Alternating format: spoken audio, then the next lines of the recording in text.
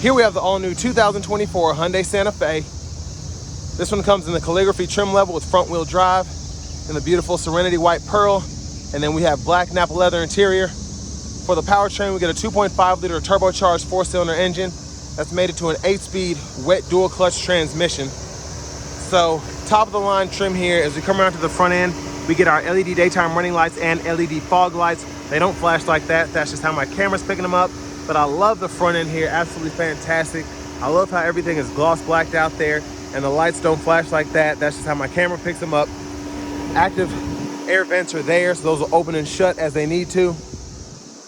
Around to the wheels here, beautiful 21-inch exclusive Calligraphy wheels here. These are alloy on these beautiful Pirelli Scorpion tires. Now we get passive keyless entry on the front. One-touch automatic up and down windows on all 4 doors. Electronic child lock, rear window lock is there. Power door lock controls, power mirrors, then we can also power fold them. They have blind spot monitors as well. And I love the trim here. I love how everything is blacked out. But for our memory seat function, we get 2 settings there, and you can adjust your seat as well as your mirrors, and that'll be recalled whenever you save that. Bose sound system, electronic parking brake, traction control, hood release, manual tilt telescoping steering wheel. And here's our power driver's seat. We get 4-way power lumbar support, power thigh support, and then we have that ergo mode as well. So a pretty adjustable seat. But I have that seat up front adjusted for someone of my size, being 6'3" with longer legs. But we're gonna check out this room. Love having the rear blinds back here. And a big shout out to Hyundai of Cool Springs for allowing me to review this Santa Fe today. I'll leave a link below in the description of this website. 3-stage heated outboard seats. But if you're looking to find the best deal in your neighborhood, definitely check out the link below. Fill out the information, takes a minute or 2, and then I can link you up to get the best price in your area. But back here, phenomenal space. Even with the roof here, tons of headroom. That's actually very surprising. The seat back pockets are on both sides. You have USB-C charge ports in the seats, and then you have access to the center console space right there, and additional storage right in here.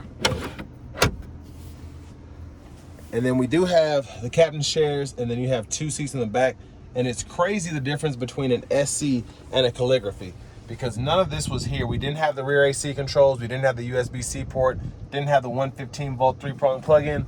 And then we didn't have the USB-C port over there either. So very impressive. And you can see sitting behind myself, I couldn't necessarily sit back there, but you could fit somebody back there. It's not like a jump seat, so that's pretty impressive too. And I love I don't know what kind of headliner this is, but it's very, very soft. It's like borderline Alcantara or something like that, but it feels great. Goes all the way down here. This feels like an executive vehicle. And when you see the sticker price, you'll see why it's crazy how much Hyundai was able to do with this Santa Fe Calligraphy.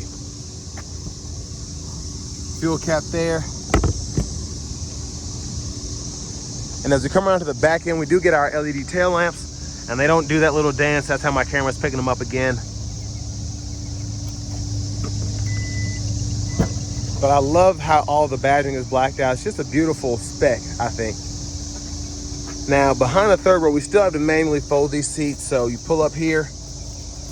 Well, I should say you pull right here, and then you can fold it flat, and you can see the difference.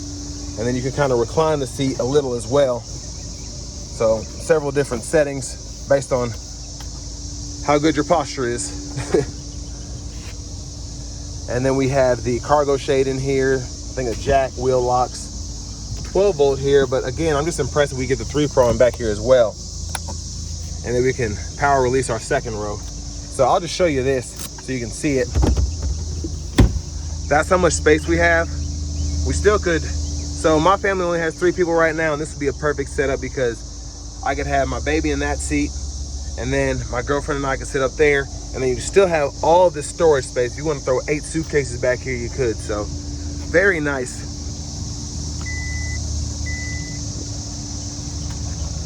And then we'll take a quick look underneath the vehicle so you can see that spare tire there, exhaust.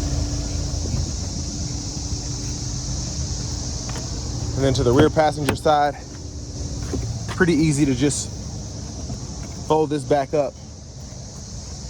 So when that's folded flat, you can just hit this button and it'll just set itself back up. So that's a pretty neat function that I really wasn't expecting. And then again, you can move the seat back and the seat bottom up or down, which is pretty impressive. And then you hit this to actually unlock the seat. So if you want to unlock it to get it forward, you just click there, wait for it to offset, and then you can move it back. And then same thing with it going back to the third row there.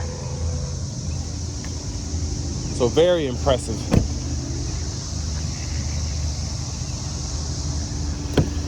Now to the front passenger seat, we don't get lumbar, but we still get the power seat there. And we have a 12 volt underneath here in the middle storage. Glove compartment with owner's manuals. And then we have a little top pocket there. And then here is our window sticker.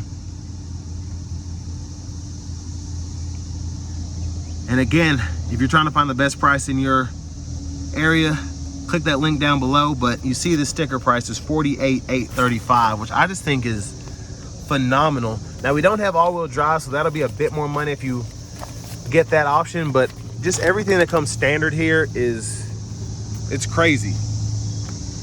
And say what you will about the powertrain. Now I've been hearing a few issues with the transmission, but one of the most fun transmissions in an SUV having that dual clutch. And there's that 2.5 liter turbo 4. Let's go ahead and hop in the driver's seat.